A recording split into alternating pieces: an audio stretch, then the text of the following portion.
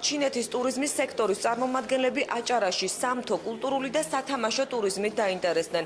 გუანდონგის რეგიონის ტურისტული დეპარტამენტისა და სააგენტოების წარმომადგენლები ტურისტულ პოტენციალს გაეცდნენ. სტუმრებს შეკითხვები ჰქონდათ სავიზო რეჟიმთან დაკავშირებით. გუანდონგის ტურიზმის დეპარტამენტის უფროსის მოადგილემ ჩინეთში სარეკლამო კამპანიის დაწყების სურვილი გამოთქვა. 15-კაციანი დელეგაცია ოფიციალური ვიზიტით ბათუმში თბილისის მერიისა და საქართველოს ჩინეთის მეგობრული ასოციაციის მხარდაჭერით იმყოფებოდა. ჩინური საზოგადოებისთვის ზოგადად ტურიზმი არის ძალიან მნიშვნელოვანი და ისინი ერთ-ერთი ყველაზე ხშირად ესე ვთქვათ გადაადგილებადი ტურისტები არიან მსოფლიოში, შესაბამისად ჩვენც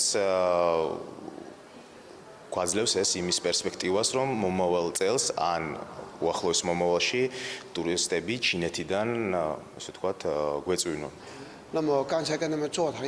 ბათუმით იმიტომ დავინტერესდით, რომ ჩვენი ქალაქიც ასევე საზღვაო ქალაქია. პრეზენტაციის ნახვის შემდეგ ვფიქრობ და იმედი მაქვს, რომ ჩინელი ხალხი აჭარის რეგიონით დაინტერესდება.